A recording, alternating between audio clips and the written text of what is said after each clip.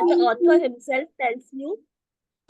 tells us that we can also call these as the seven spiritual laws of life, not just success, because these are the exact laws that helps the unmanifest become the manifest in anything and everything in the material world. So if we understand them fully, they are actually in a sequence. So if we understand them fully, we will be able to attract anything in our life, and success is inevitable according to the author. So it's very beautiful to just pay a little attention and be there with us till the end.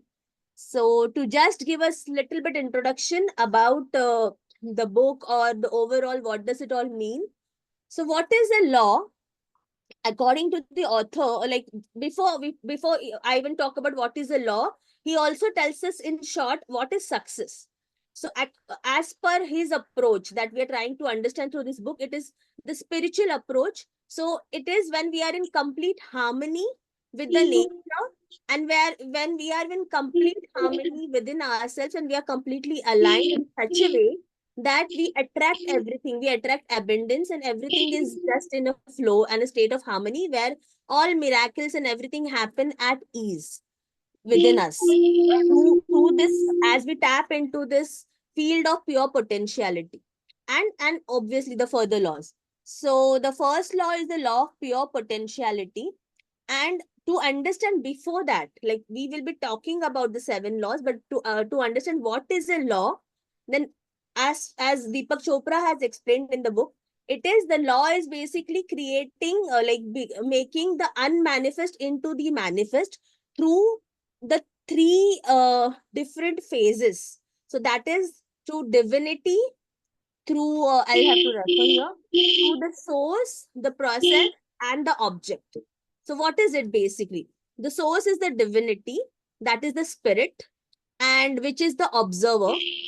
Then the process is the divinity in motion, which is our mind, and which is observing everything. And the object, that is the physical body, or even the physical universe, which is the observed, or which is the manifested part of it. So we are all in operation, and all this divinity is seeking its own expression. So that is what is called the law of pure potentiality. It's the first law of the entire book, and that is basically tapping into your pure consciousness.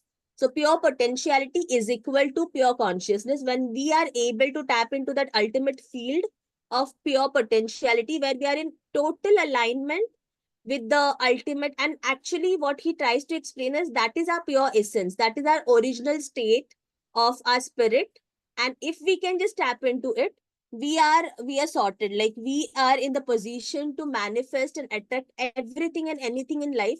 Those are the same fields, or same, if we tap into that field, it's basically tap into a field where everything and anything that is created in the universe, that is manifested in the universe, like the stars, galaxy, or even our human body, that same potentiality, that same field is helping us tap into our own desires. So we are in that position where we are actually able to understand everything, and it is the field of infinite creativity. So what was Pinaki was just sharing with us.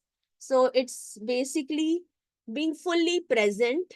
And how do we do it? We do it by practicing silence, meditation, and being in communion with the nature, just by being, like just by being silent, and not even reading. He's mentioned just withdraw from all the activities like TV, radio, everything, even reading for that matter, and just be. That is one. That how you can tap into this is through all these things, like being silence, practicing the stillness, experiencing the stillness, which is actually the pure potential energy. When we are able to connect with that energy, we are in the position to get there. And then being meditation, which gives you full awareness. He recommends doing meditation at twice a day, 30 minutes in the morning, 30 minutes in the evening. Then practicing non-judgment. So we can just say to ourselves that today I shall not judge anybody. And if we can just practice this throughout the day and just remind ourselves of these activities, these small things which we know already, but if we can then practice, bring them into a practice, they help you tap into this pure potentiality, the law of pure potentiality, which is actually understanding your own potential, your own inner essence, and your own self fully, and then connecting with that universal essence, which is all you, and where we are above nobody, below nobody. So we feel that we are all one, and it's that source of energy. So he also explains that there are two ways, like, to differentiate. Either we are in alignment or we are in disalignment. So when we are in alignment, he calls it self referral. So where we are in self referral or we are in object referral. So what does that mean? So when we are in self referral, that means we are in total alignment. It is an operation which is not fear based, which is a true power, and object referral is false power. So basically, self alignment, self referral is where we know that we are actually into this field where we are not afraid of anything. We are not feeling above anybody, below anybody. We are not wanting to control anything. We are into our pure essence. And object referral is when we are operating through the objects. We are seeking for approvals. We are seeking for validation. We are seeking for we are wanting to control things and everything, and it's a ego based operation, and hence a fear based operation. And self is a permanent thing. It is because it is not dependent on anything. An object referral is a non permanent thing, because as the object disappears, this ego, which is based on our roles, our job, or any external factors for that matter, then that helps us to disalign with the law of pure potentiality. So that is it. So I just wanted to, I hope I tried to make sense. And yeah, now I think Pallavi can take over and explain you the second law, which is the law of giving. Yes, Pallavi, please take over. Thank you so much, Mansi. You create a really lovely background. Now, the second law is law of giving. The law of giving is based on the idea that the universe operates based on the principle of circulation.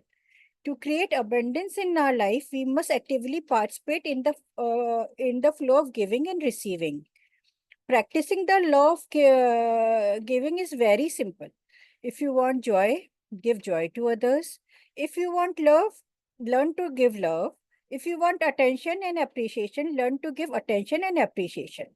In fact, the easiest way is to get what you want is to help others to get what they want. If you want to be blessed with all the good things in life, learn to silently bless everyone with all the good things in life. Whenever you give something, it will come back to you in a multiplied form. The more you give, the more you will receive. Now, giving doesn't just mean material possession, it's about sharing love, appreciation, kindness, anything that comes from your heart. Giving should be unconditional, with no expectations. Every action we take is a form of energy exchange. The more we give, the more we increase the circulation of abundance in our life. The act of giving should be done joyfully, without any expectations of return. Just promise yourself that today, when I will go out, I will for sure give something to someone, whomsoever I am going to meet. Make a conscious effort to give something small each day, whether it's genuine compliment, a helping hand, or a thoughtful gesture. While choosing gift for others, focus on the thing that they really touch them and resonate them who they are. The thought counts more than a price tag. And now I would like to put law of giving by making a commitment to take following step. Step number one: whenever I go, whoever I encounter, I will bring them a gift. The gift may be compliment, a flower, or a prayer.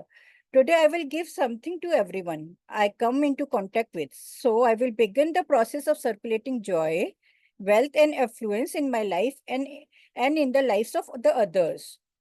Second, Today, I will gratefully receive all the gift that life has to offer me.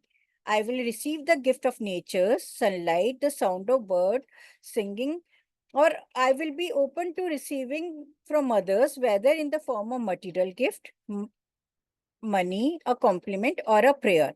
I will make commitment to keep wealth circulating in my life, giving and receiving the most precious gift, the gift of caring, affection, appreciation, and love. Each time I meet someone, I will silently wish them happiness, joy, and laughter.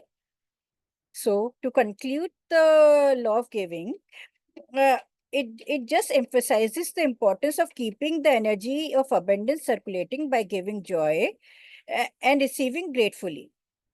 By giving a natural part of your life, by making giving a natural part of your life, you align yourself with the flow of universe and attract abundance. Final thought. Remember, the universe is like a mirror. When you give, you receive. By giving more, you open yourself you are by giving more, you open yourself up to receiving more in return. Now, going forward, the third law is law of karma. This principle emphasizes the significance of action and their consequences. It teaches us that every choice we make and every thought we think influences our future expectations, future experiences. The most powerful concept that reminds us that our reality is shaped by the choices we make. What we put into the universe comes back to us. Every decision we make create either good karma or bad karma. Karma is both action and the consequence of that action. Every every choice you make influences your future outcome. By making conscious choices, positive choices, we can create good karma that align with love, kindness, and compassion that lead to success and fulfillment. How does the law of karma works? Every action we take, whether it's thought, word, or a deed, generate a corresponding energy that will eventually come back to us. As they say, what you sow, so shall you reap. By being mindful of our action and their impact, we can make decisions that align with our values and the outcome we truly desire. It's about being proactive instead of being reactive. uh, we can apply karma by applying by following practical aspect. Make a mindful decision before acting. Consider the potential consequences of your choice action. Before taking any action, you ask yourself two questions. What are the potential consequences of this action? Will this action bring happiness and success to me and those around me? Make clear and set clear intentions. Make it habit to set clear intention of your choices, your actions, ensuring they contribute positively to your life and the life of those around you. What kind of person you want to be in the world? How do you want your action to impact others? Create positive energy. Engage in the activities that bring happiness and fulfillment to yourself and others. You can seek your inner guidance also. Listen to your inner voice. When making decision, it often aligns with your higher self. You can create positive karma by following these steps. Help others. By helping others achieve their goal, you naturally attract people for your own goal. Practice compassion, show empathy and understanding in all your interactions. Apply forgiveness in your life. Let go of the grudges and forgive others, which relieve negative and karma. So, always choose action that bring happiness to your life and life of others. Before doing anything, ask yourself whether it will bring comfort or discomfort to those around you. By making conscious decision, you can create life filled with joy, fulfillment, and positive karma. Now I can summarize that the law of karma teaches that every action has a consequence. By making mindful and positive choices, we can create future filled with success and fulfillment. Success is not just about receiving goal, but making choices that align with the universal law of nature. Every action you take is the seed you plant in the field of your life. Plant good seed and you will definitely harvest a beautiful crop. In the end, I would like to say both the law of giving and the law of karma are interconnected. When you give with the open heart, you create positive karma, which in turn brings abundance back to you. Begin applying this law today and observe how they transform your life and lead you to true success. Thank you so much. Have a great day ahead.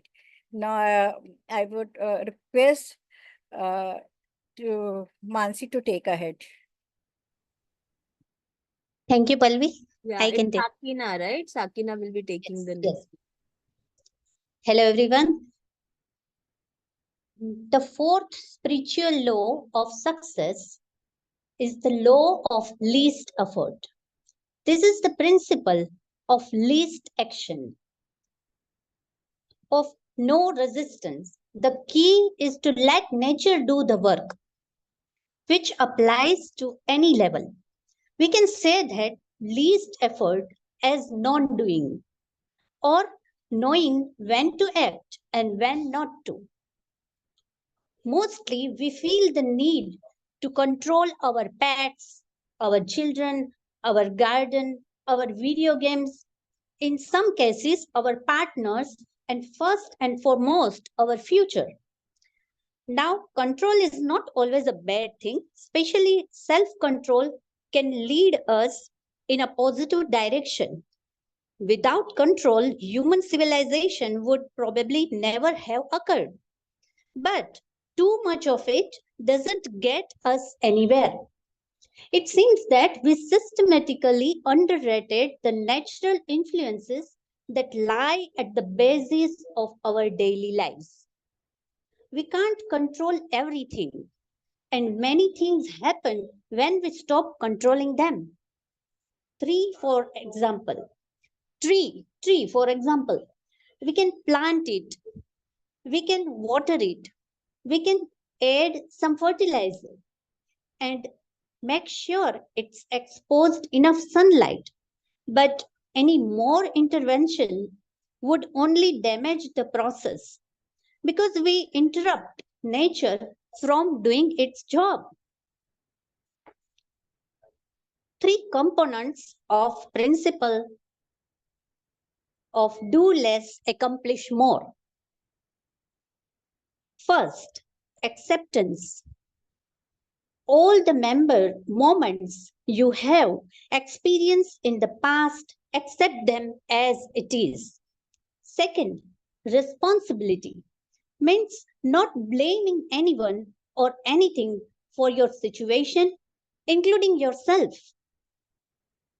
Three, defenselessness. If you stop fighting and resisting, you will fully experience the present.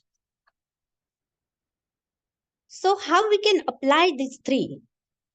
I will put the law of least effort into effect by making a commitment to take the following steps.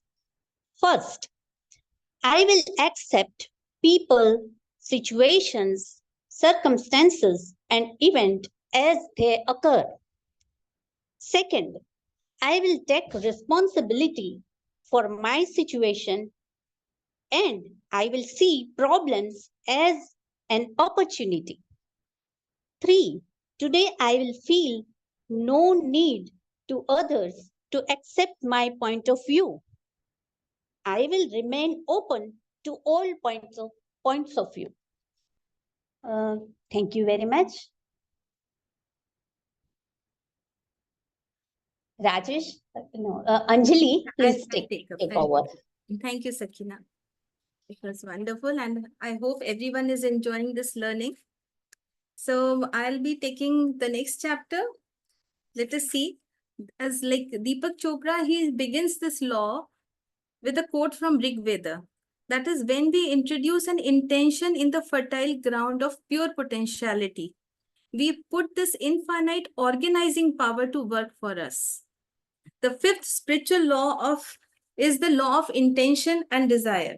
This law is based on the fact that energy and information exists everywhere in nature. There are no discrete boundaries. Deepak Chopra brings the topic of quantum field theory to emphasize the fact that we should not be bound by rigidity of thoughts. This quantum field is another name for the field of pure consciousness or pure potentiality, what he mentioned in the law number 1, what Mansi shared, law of pure potentiality. So this field is influenced by intentions and desires. Let us see how. A flower, a tree, a human body, when broken down to their essential components, are energy and information. The whole universe in its essential nature is the movement of energy and information. Only differences in the quantity of the content. All are made up of same recycled elements like carbon, hydrogen, oxygen, nitrogen, etc. Humans and trees are constantly exchanging carbon and oxygen, which proves our similarity and interconnectivity. Humans are privileged species which has a nervous system. This nervous system enables human consciousness to be infinitely flexible. As such, we can consciously change the energy and information in our own body and also influence the same content in our extended body, which is our environment, the world, the universe. Subjectively, this energy is experienced as our thoughts, feelings, desires, and objectively as our own physical body. This conscious influence is brought about by two qualities, that is attention, which energizes, and intention, which triggers the transformation. Together, they have infinite power to organize events. Our nervous system has this remarkable ability to command this organizing power through conscious intent. This intent lays the groundwork for frictionless and spontaneous flow of pure potentiality, which allows manifestation of unmanifest.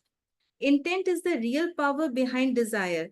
Desire alone is weak because it is attached to an outcome, but intent is desire without attachment. This detachment leads to present moment awareness. Past, present, future are properties of consciousness. Past is recollection, future is anticipation, present is awareness. Therefore, time is movement of thoughts. Both past and future are imagination, but present is real. As long as our attention is in present, our future desire will manifest. How?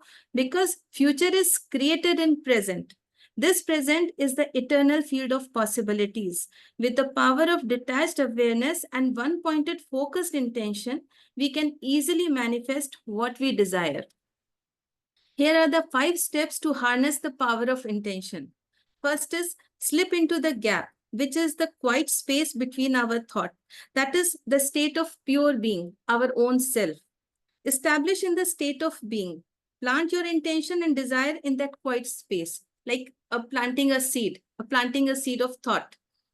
Third is remain in the state of self-referral. That means avoid others' influence and opinions. Don't ask. Keep it to yourself. Relinquish your attachment to the outcome. Embrace uncertainty. Be open to new opportunities. Trust the universe, final, where everything will fall in alignment and you will be able to manifest. How to apply this law? Make a list of desires, review it before going to bed, after you wake up, and every time you meditate. Release and trust the universe. Third, stay in awareness. This is how you can easily manifest the desires, what you want, by being detached and remaining in the field of pure potentiality. You come in sync with the nature, with universe. And Deepak Chopra has beautifully correlated it with this physics concept of quantum theory, quantum field theory. If anybody knows, it will be easy to understand this, how it works. Okay, so my next law is the law of detachment. It is also in sync with this law because we are talking about attachment and detachment along with in the field of pure potentiality. Law of detachment, this chapter opens up with the profound lines from Mukund Upanishad. In detachment lies the wisdom of uncertainty. In the wisdom of uncertainty lies the freedom from our past, from the known, which is the prison of past conditioning. The law of detachment says in order to acquire anything in the physical universe, we have to relinquish our attachment to it. The moment we relinquish our attachment to the result, combining one pointed intention with detachment at the same time, we will have that what we desire. Why? Because detachment is based on the unquestioning belief in the power of our true self. When you detach yourself, you start trusting your own self. You start believing in yourself. So that detachment helps there. Attachment is based on fear and insecurity. When we are attached, our intention gets locked into a rigid mindset and we lose flexibility and creativity. We attach ourselves to symbols like money or possessions, which leads to anxiety and emptiness. This attachment comes from poverty consciousness because it is to the symbols which are transitory. They come and go. All the symbols, all the property, all the things what we are running for, these are just symbols and they are transitory. They never exist for permanently. They are never there. They are just keep moving. They vanish. On the other hand, is true wealth consciousness. It is the ability to have anything, anytime we want with the least effort. For this, we need to be grounded in the field of uncertainty, where we have freedom to create anything. With attachment, we start forcing solutions, but when we are open to changes, we notice new opportunities. Here it should be noted that law of detachment does not contradict the law of intention and desire or with goal setting. It only says that between point A and point B, there are infinite possibilities which could be of higher benefit. Stay alert to those uncertain opportunities. Often they come as good luck. Law of detachment gives us a wonderful formula of success. That is preparedness plus alertness plus detachment from outcome. That is true success.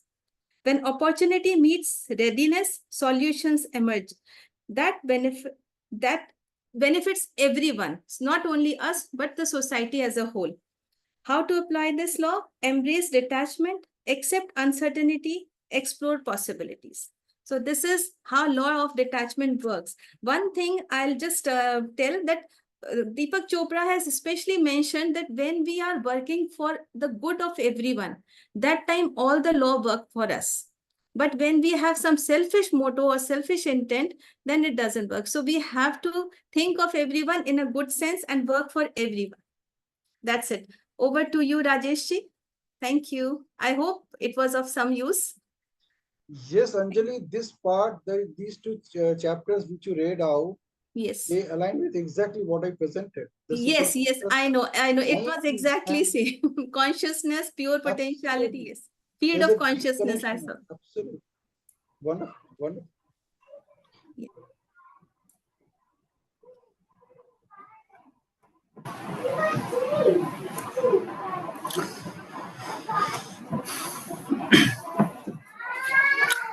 A father talks to his young 5 years old son. My son, I never ever want you to worry about making a living. I don't want you to focus on doing well in school. I don't want you to focus on getting super grades and getting into that high grade colleges. What I really want you to do, one thing, asking yourself the unique, find that unique talent within you and serve to the humanity. Dear friends, ultimately, this advice would make change your world with more peace, pleasant, and plenitude. Do you agree with me? Good evening, dear friends and readers. I'm going to talk about the seventh law, the law of Dharma. That means living with purpose. The first component of the law of Dharma, discover your higher self. We are spiritual. We are spiritual beings that we have taken the manifestation to a physical form. We are here to discover our higher self or spiritual self. We must find out ourselves that inside us a god or goddess in imbibed though that wants to be a born as we can express our divinity. Now, I'm going to talk about that second component of the law of Dharma, express our unique talents. Every human being has a unique talent. Today we had here ball from Pinaki. Einstein said, the people who are born, they are genius. Yes, we are a genius. We all have a talent, and that's a unique talent in expressing how to express that unique talent. That's oneself alive on this planet. How we can? If you have that unique talent in this entire world, nobody has that one talent. We have to find that. We are born with that one talent. When we are doing that one thing, we lose track of time and take as in timeless awareness. For example, when you are doing something which you like, you don't worry about time, how much time you spend that. That is what we have to find that unique talents. The third component of the law of dharma, serve to humanity. To serve our fellow human beings and to ask the self question, how can I help you? The question, what's in it for me, is the internal dialogue of the ego. The question, how can I help you? That's internal dialogue of the spirit. When we combine the ability to express our unique talent with the service to humanity, then we make full use of love dharma. When we couple up with other dharma, other spiritual experiences, and the pure potentiality, we access the unlimited abundance and wealth. If you want to make maximum use of the law of dharma, then you have to make a few commitments. The first commitment, I'm going to seek myself, I'm going to seek my higher self, that is spiritual self, which is beyond my ego through spiritual practice. The second commitment is I'm going to discover my unique talent, and finding my unique talents, I'm going to enjoy myself. And because of the process of enjoyment occurs when I go into timeless awareness, that's when I'm in state of bliss. The third commitment is I'm going to ask myself how I am best suitable to serve this humanity. Ask yourself if money, we all have doubts how we can make it or how we can find that. Ask yourself if money is not a concern and you be all the time and money you have, what would you do? If you do still what you are doing currently, now you are living in the dharma. If you're not doing or if you're not exciting it, then we have to find that dharma and what is that unique talent what you have and how to serve this community. Because I have passion for what do I do and expressions is unique talents. Then important questions to solve. How I am best suited to the service community. Discover divinity, find your unique talent, serve humanity with it, and we can generate unlimited wealth and abundance that we want. We will be in ecstasy and excitation of our own spirit. With this, we come to end of the seventh law, the law of dharma. And also, I would like to sum it up what all we have experienced from the team, from Mansi, from Anjali, Sakina, and Pallavi. Yeah, I would like to sum it up all the laws what we have so far listened. The law of pure potentiality. This lies based on that understanding that our essential nature is pure consciousness, the source of all creations. When we realize that we are part of this infinity field of pure potentiality, we can harness its power to mainstream our desires. The second law, the law of giving. The universe operates through dynamic exchange. By giving and receiving freely, you align with the universe flow of abundance. Giving what you seek, whether it's love, or joy, or material wealth, brings it back, you multiply it. The law of karma, every action generates a force to energy that returns to us in the same kind. By choosing the actions that bring happiness and success to others, we ensure the same for ourselves.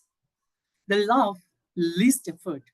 Nature's intelligence functions with effortlessness is. When your actions are motivated by love and aligned with your universe nature rhythms you achieve by doing less embrace acceptance, responsibility, and defenselessness. The law of intention and desire. Intention and desire are the mechanics through which the manifestation becomes manifest. So unmanifest becomes manifest. When your intentions are clear and aligned with the universe's higher purpose, you can manifest your desires effortlessly. The law of detachment.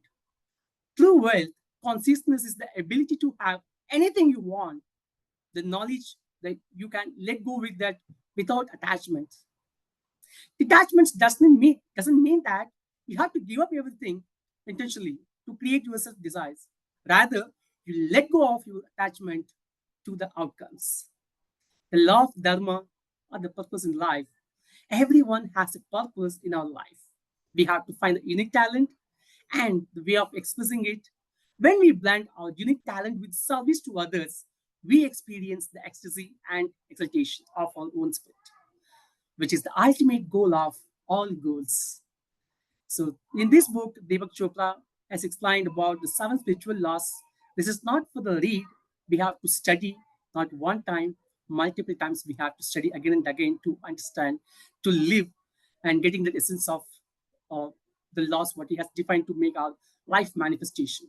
These laws offers a spiritual approach to achieving success and fulfillment in life by understanding and aligning with the natural principles of the universe. Thank you so much.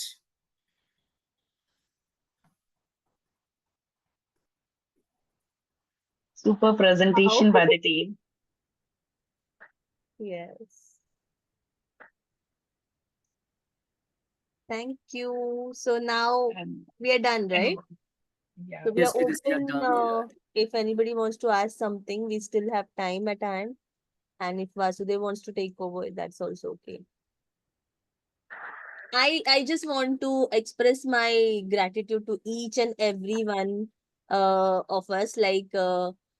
I just want to share something that all of us have put in like more than almost 5-6 hours into preparation. Like we had like 2-3 mock rounds and meetings and all of that. And yesterday we were struggling to like fit in the given time, and we had to go through a lot of challenges. And commendable contribution from Rajesh. I would really want to take his name, and he has been a great leader into holding everybody and everything together and streamlining the entire process. It's been a process, it's been a learning and a big learning for each one of us. We challenged ourselves and we had to literally put ourselves through our comfort zones into fitting it all together, curating things. And today we finished almost like in 20-25 minutes. I'm just so glad. We were even not sure if we can be able to make it in 30 minutes, and we are well bang on time. And I hope it was communicative enough, like everybody got the essence of it and we have not lost the essence. I just hope so. And I would like to know everybody's feedback if we have time or in the group. But thank you everyone, and special thanks to each team member. Like Rajesh, I already mentioned, he was just commendable. He had been holding us all together very beautifully through all the objections and everything, and taking out solutions. Anjali was raising complaints, like she was raising objections and like making it all filter it out and helping us make it even better. Sakinaka's spirit is just commendable, because the way she wanted to present in spite of not having read the book fully, that was amazing. And Pallavi had put so much effort into it. She actually was going through some personal commitments, and in spite of that she worked very hard. I know how much hard she has. We all know like how much hard she has worked. So really thankful, like truly grateful. Thank you so much.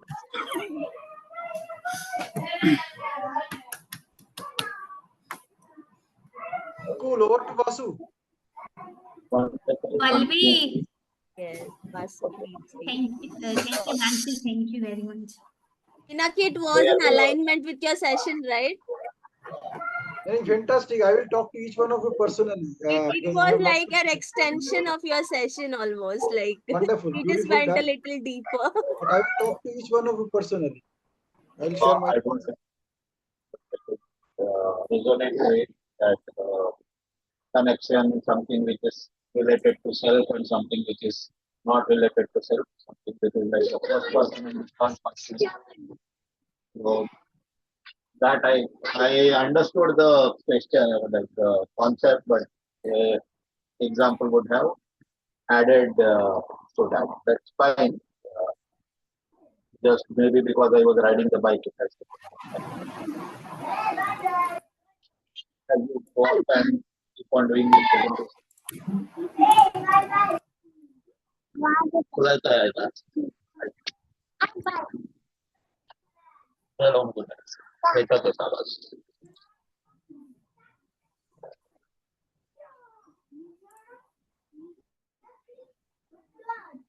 तो है ऐसा hello everyone one ऐसा ऐसा ऐसा है ना या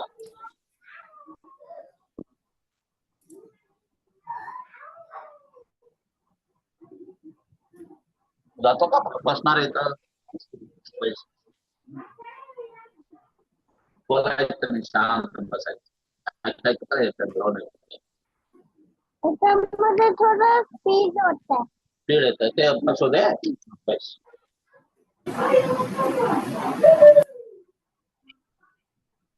Okay, so we can, any other point is there, you can discuss about this. We will go for the Aladdin factor.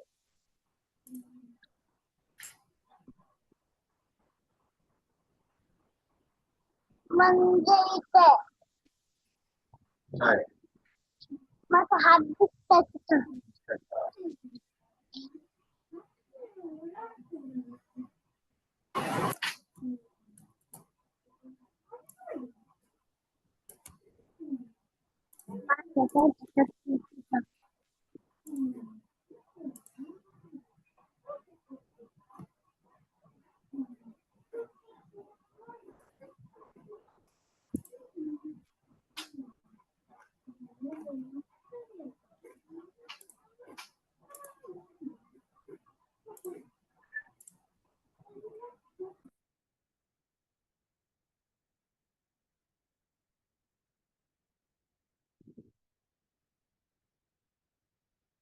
Okay, so anyone can summarize what we have understood in this book up to now?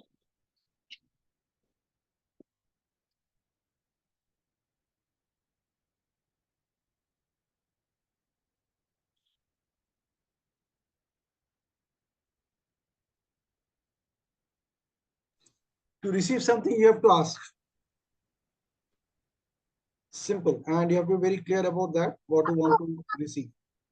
Well, I haven't worked on those 108 things.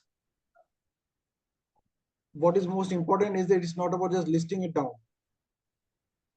If whoever has done it, I will ask them that what have you done on that list after 7 days? Ever since you have prepared that list. So it's not about just with that excitement I'm writing that. Even I also started the whole experiment, writing, preparing that list. And at some point of time, discovering that it's not about that list. It's all about what is important for me and what kind of questions I'm going to ask to manifest whatever I want. So Aladdin factor, Aladdin is that subconscious or superconscious, I could say, as I could connect it with the book that I'm reading right now, with the Master Your Time and Master Your Life. Aladdin factor for me is the right way to ask the question which you really want to manifest. You have to be absolutely clear about whatever you're looking forward to manifest. If you do not have that clarity, then whatever list you are preparing, it's of no use for you. It will remain as a list on covering certain number of pages. That's it. इतना भी तक मुझे समझ में आया. Beautiful. Yeah, you got the essence perfectly right. That's how I also understood from the book. that it's the intention and the intensity with which you ask. Any more?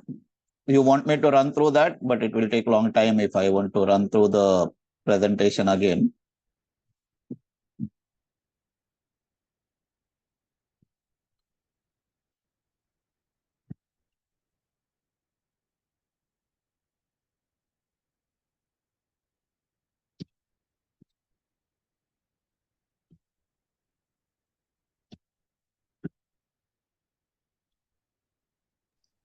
In fact, I could also connect it with what Anjali was reading out today: attention and intention.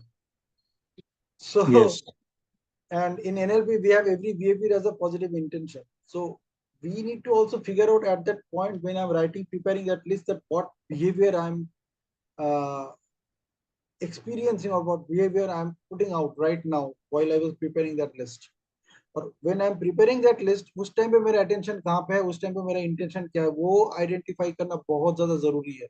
Otherwise, it will be just a mechanical activity. So I just want to thank you, Anjali, for bringing that particular portion out so clearly. I was actually reading the book at the same time when you were talking about, when you were sharing that book. I was browsing through it because I read this book 2 or 3 times earlier. So I could connect with that thing as you read it out. I was actually looking forward to that, how I missed that simple statement, that attention and intention.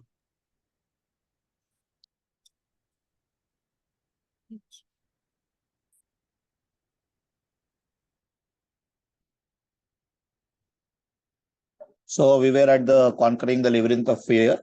We understood why people don't ask, and one of the reasons that is understood from the book is that there is a fear that people have for asking.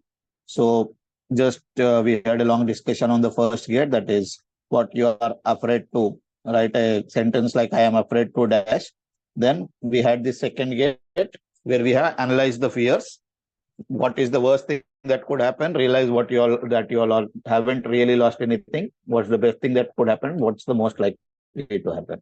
Then we have gone to the third gate, wherein we have emphasized on using the positive self-talk and the law of replacement, which I have given the example of a jackfruit, cutting the jackfruit and how you apply oil to avoid getting sticky. Then the fourth gate is the feel the fear and do it anyway. So डर के आगे जीत है. So that we have discussed. Then the next point that we have was about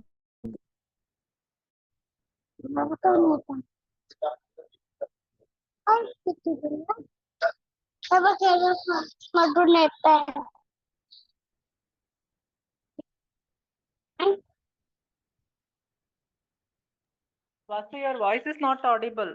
Is it only for me or for others also?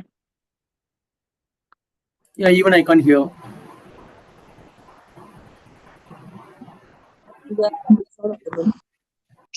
Hello, Vasu, we are not able to hear you. Hello, Vasu. I think he is not. No.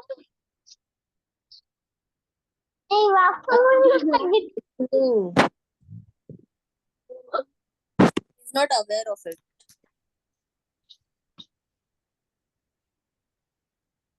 I think he has logged in from 2 different devices. I think.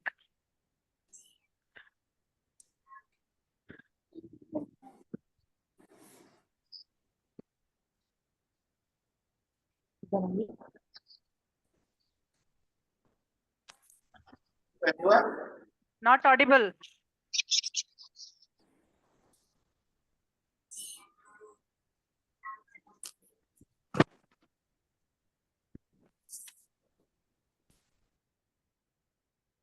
No, Vasu.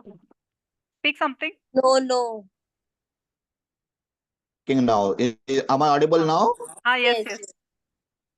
Okay, so what I explained about sixth gate, was I audible? Yes. Now you are audible.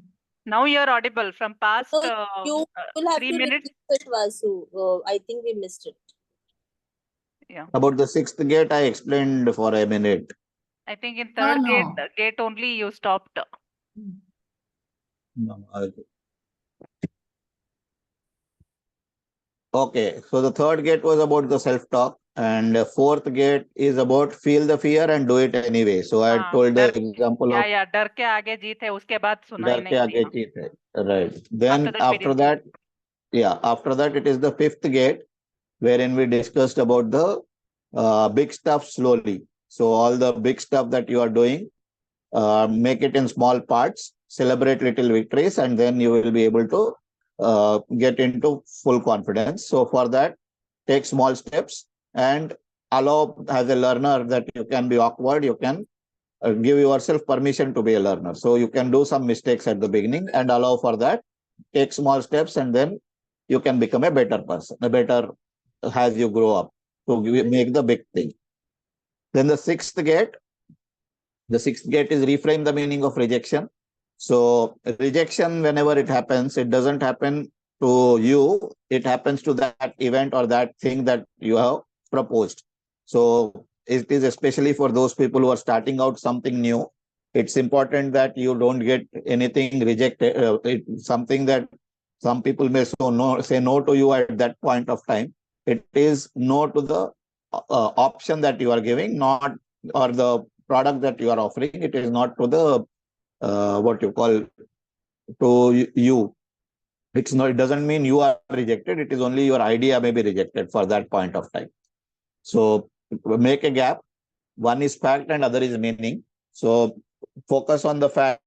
Don't take a second meaning to that. So this is important. Sixth gate.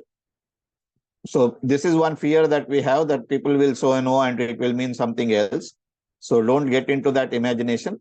Stick to what you are doing actually. Then the seventh gate. Remember, it's a numbers game.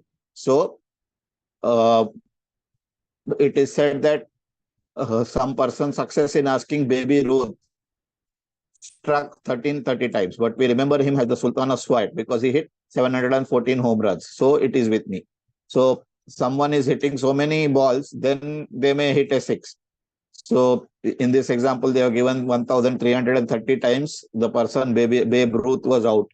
But we remember him as he has made 714 home runs. So this is an example of baseball that the person has given. One more thing that the example given is you have to kiss a lot of frogs to find a prince. So which frog is the prince, we don't know. So we have to keep on kissing a lot of frogs. So that is what the author says. So he says that SW, SW, SW 4 times. Some will. So when you ask something, someone will give something. Some won't. So what? Because someone is waiting. So you keep this in mind and do this. And whenever you keep trying, you have to ask 714 times, then you may get one. So keep on asking. Don't wait for the perfect moment. Do the evening review exercise. What did I want that I did not ask for today? So if I had asked today, I would have got something. So you just ask yourself, and for tomorrow, you can decide that I will ask if this thing happens. And then tomorrow you ask it. Who could have helped me today if I had asked? Where could I have asked for what I wanted and got it today? And how could I have asked more effectively? Say you asked something and you did not get. How do you want to ask it next time? So do this evening exercise every day so that you can improve yourself. What the heck? You think about it and go for it anyway. Remember, most people want to give. If you can't speak, write a letter and focus on other person's need. So when you focus on other person's need, you will be able to get what you want, because they also want to give it that way. Am I audible? Yes, yes, Vasu. Okay. Yes. So how to ask? I was thinking to myself, if the world were just perfect and you didn't have to ask anything, if people were just sensitive to all of our needs, that would be much easier. So it would be so easier, right? You don't have to ask anything. You just sit and then food comes to you. You just stand, you get something that you want. Then the world would have been much easier. But is it true? It's not possible, right? So you will have to ask. Even you don't give anything till someone asks you. So it's not possible. So don't wish it were easier. Wish you were better. This is what Jim Rohn has said. So ask as if you expect to get it. So just like today, Pinaki was saying during his session that when you want to get something, you have to go into that expectation that you have already achieved it. So when you ask with a positive expectation, the person in front of you will know that you need it desperately and they will not be able to say no. So ask with positive expectation, say it the way you want it to be. Then ask with conviction and assume you can. So eye contact, body posture, your tone of voice and your choice of words, it will come well when you have that positive expectation that it will be given. If you ask with a doubtful, then they will say, Acha, the way he is asking, he is just asking for the sake of asking. So ask with that positive expectation, you will get it. Ask someone who can give it to you. Say you go and ask in the Rajasthan, I want ice. Is it possible to get the ice? You will not get it easily. So it's difficult. So you can't ask something that it will not come to you, and you ask to a person whom he doesn't understand what it is there or who can't give it. Ask someone who can give it to you. So you can't go to a cinema theater and ask for a book for reading, or you can't go to a book house and ask for a cinema CD. So that distinction you have to make where to ask, and you have to ask to someone who can give it to you.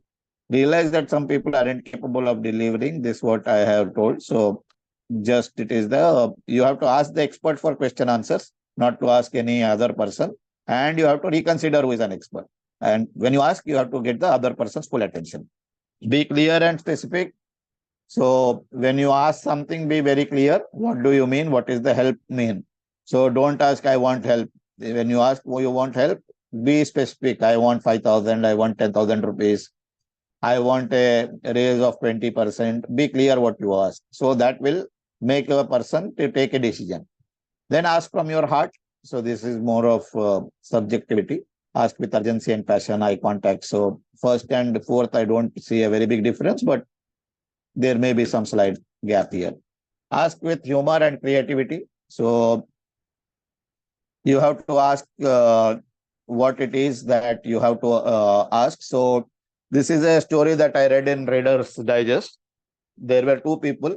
One, they wanted to smoke. So prayer was going on.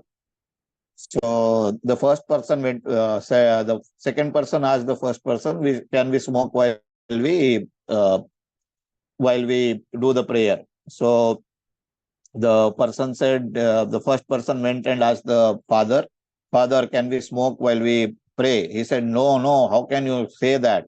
It's not possible. You should not do such kind of thing. How can you connect prayer with smoking and all that? He gave a big lecture.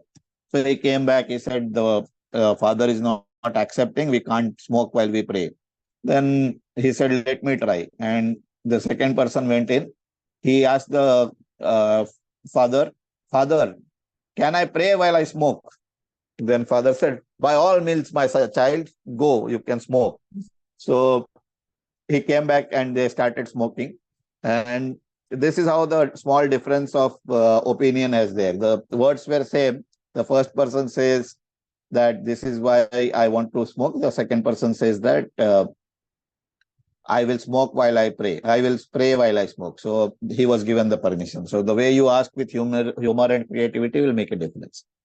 So give in order to get. So we have understood the law of giving. From there you can understand. So this is a very good example. You have to get a bottle. So there was this very good example of bottle of water. A bottle of water. So first you have to pour the bottle of water. There was a letter written there. I will just find this page. So on the bore pump there was a water bottle put, and there below that there was a letter. And in Amargosa desert in California, so the person who has to drink water first, he has to fill the borewell in that. And then when he hits the borewell, then the water will give the bore pump will give the water.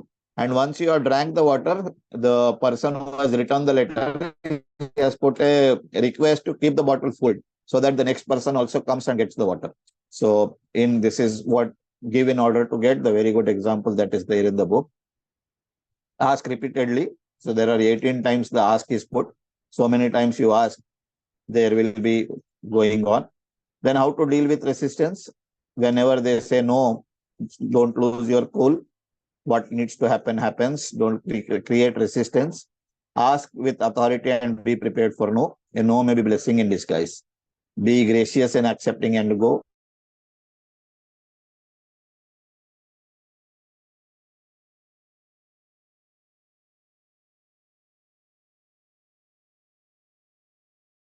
Don't burn the bridges. Don't disconnect with the people.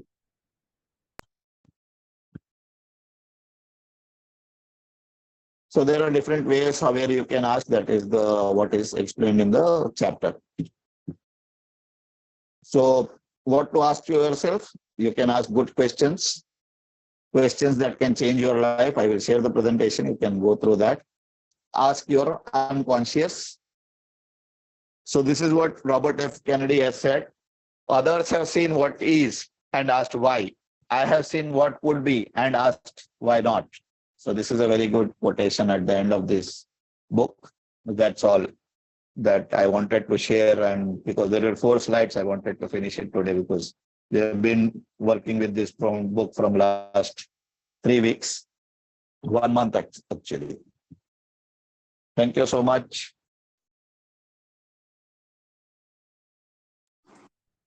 Thank you, Vasu. It's beautiful. I have to still catch up on your other 2 this thing, but I would love to catch up. Yeah, it is shared in the group. The recordings have been shared. Yeah, I think just share all the parts together now. So if anybody has missed it, we can just go through it. Okay.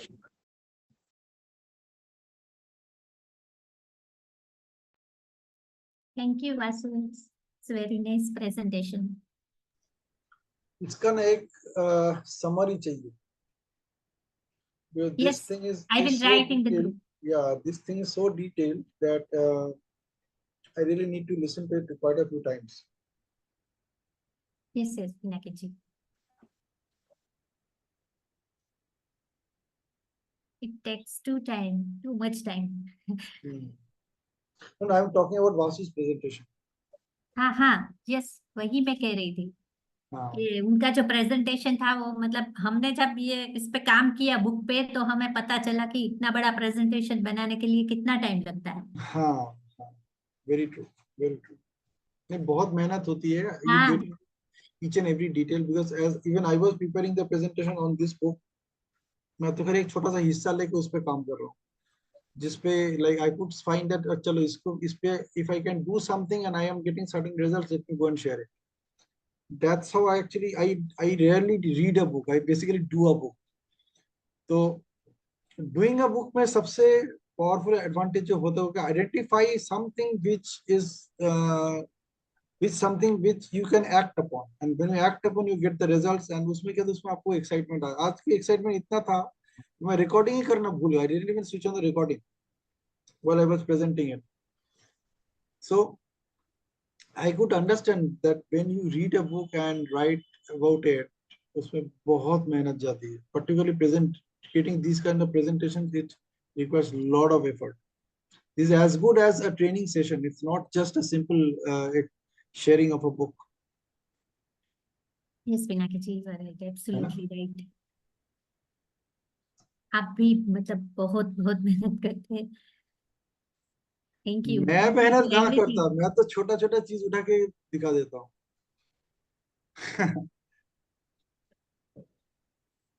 आप सबको connective रखते हैं ना, ये तो बहुत बड़ी मेहनत है. वो तो मैं वासु से सीख रहा हूँ. एक एक बंदे को फोन करके कनेक्ट करता है.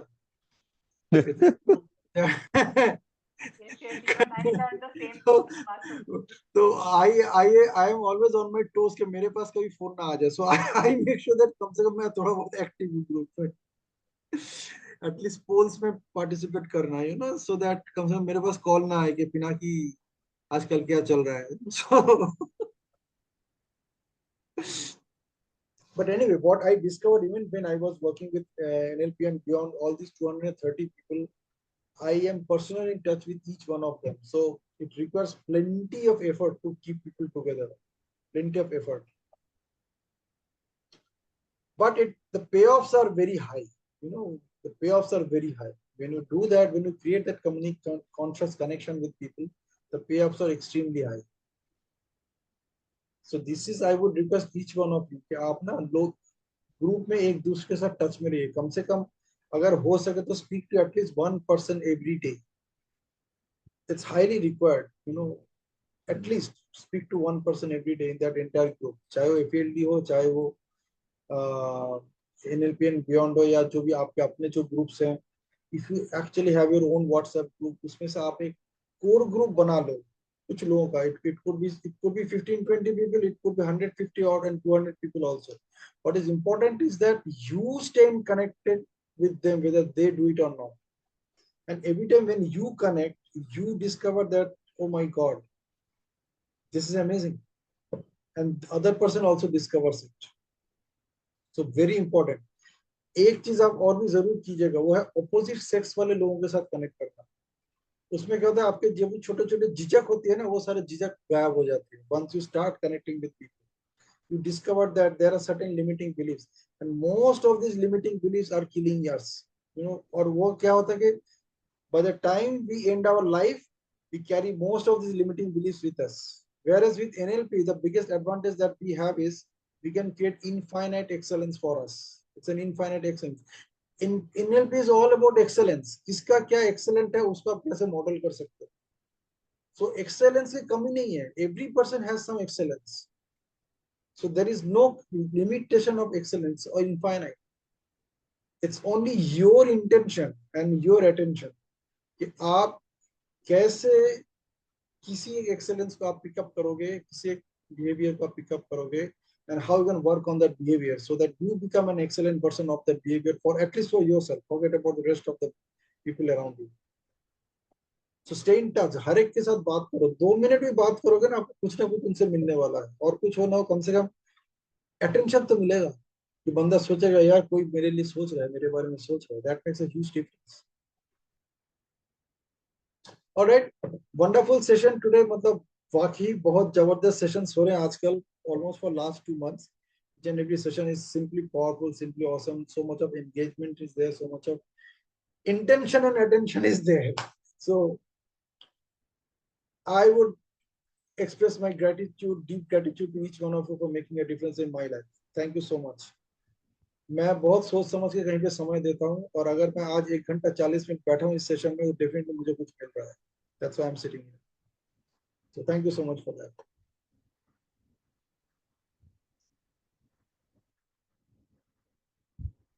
मेरा भी copy paste. Yes, I want some non-speakers to speak today, because now we have to ask learning from this book. So Siva Prasad, Blessed Sandhya, Vivek Nayak, Suchanda,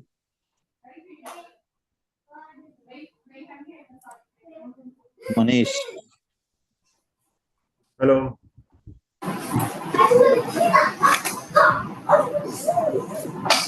Hello. Yes, Manish.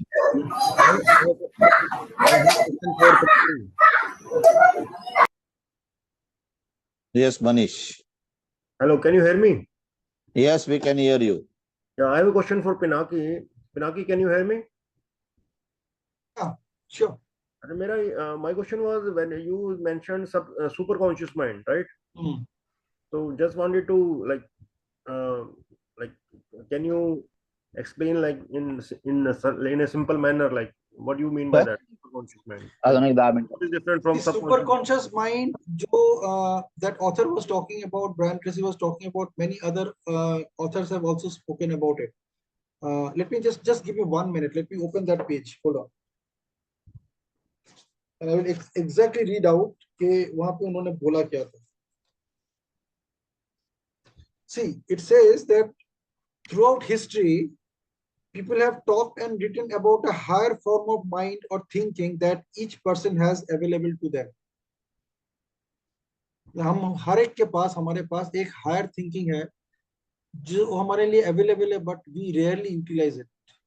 Like brain has 3 parts: subconscious mind, then conscious mind, and then this superconscious. Now this superconscious is something which is kind of like, it's like वो आपका गुरु है, उसके पास सब कुछ है. It has access to everything that you can think of, because whatever you have thought till date, it is all getting stored inside your brain as an internal representation. Now, this superconscious mind has access to all those things, all those resources that you have here in this instrument. Yeah. So it says that Sigmund Freud, he called it the superego. Alfred Adler called it the supraconscious mind. He said supraconscious mind. Napoleon Hill referred to it as infinite intelligence. Ralph Waldo Emerson called it oversoul. And many people refer to it as God mind. So what is inside that? Like, it is that thought, it is that part of your brain which activates when you start doing something. वो automatically it works like an intuition. मतलब आप करते जा रहे हो और वो अपने आप होता जा रहा है. Give me one example. For example, like I'm talking right now, or you are talking right now. हम लोग थोड़ी सोच समझ के बात कर रहे हैं कि अभी कौन सा वर्ड यूज करना है, कैसे यूज करना है, whether I'm talking sense or not, am I actually applying grammar or not, grammatically correct है, dramatically correct है. Are we thinking that way? No. We are only expressing our mind, expressing our thoughts. हमारे दिमाग में कोई घटनाएं घट रही है, आपने कुछ बोला, मैंने कुछ बोला, उसका वो that is at the reference structure of any communication, structure of communication. उसके बाद आता है deep structure. Deep structure is your meaning making of whatever you are experiencing, whatever you are seeing, whatever you are listening to. अभी जो मैं बात कर रहा हूँ उसमें मैं भी कुछ कर रहा हूँ, आप भी कुछ कर रहे हैं, and all these 16 people who are sitting in the room right now, everyone is making some meaning out of whatever I am saying. So what I am saying is the reference structure, the meaning that you are making is your deep structure, and that is the feelings. All the meanings that you are making, they are all feelings. You are not actually using any word to make that meaning. वो आपका feeling के अंदर है. Now when you are being asked कि आपको इसमें क्या मिला, when you are asked like your takeaways or your aha moments, then the words that you are using, you are basically trying your level best to express that feeling. इसको हम communication structure of communication में बोलते हैं surface structure. It says the surface. On the surface, whatever you are saying, you are basically putting your best effort to express your feeling. This part of your communication is being controlled by that super conscious mind. कि आप exactly एक एक शब्द चुन के बात नहीं कर रहे हो. You are just talking in a flow. You are just thinking in a flow. What I understand it is more of you can say our belief system, individual belief system. It is all about my super conscious is all about my. It's not about our. Yeah, my belief system, like what I believe. It is not even your belief system. It is a system which is connecting to your beliefs also while comparing something, while analyzing something. Like when you are saying it is my belief system, you have your own system of beliefs. So this is also part of it. That आपको लग रहा है कि ये आपका belief system है, ये आपका super conscious का एक तरीका है उसको समझने का. So the super conscious is not your belief system, but this connection that it is connecting with the belief system. कि शायद ये मेरा belief system की बात हो रही है.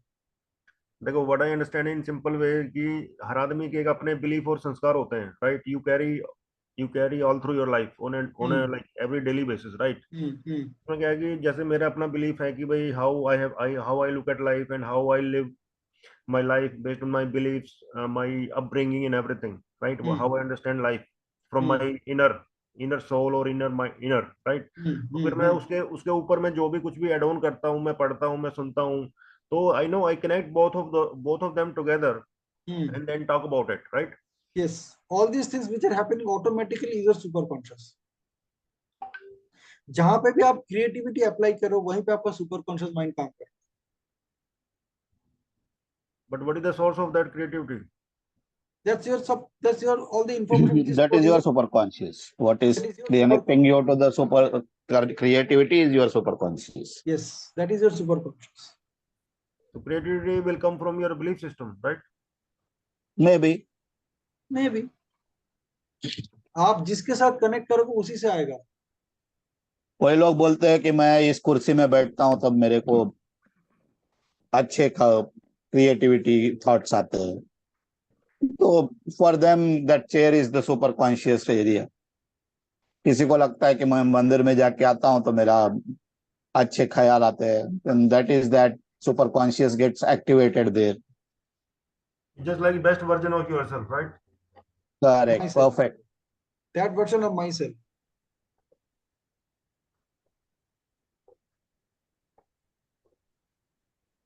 See, every time when you use yourself, you, them, they, you are not activating your superconscious. Your superconscious gets activated only and only when you focus on yourself. Only and only when you are using I, me, my, myself in your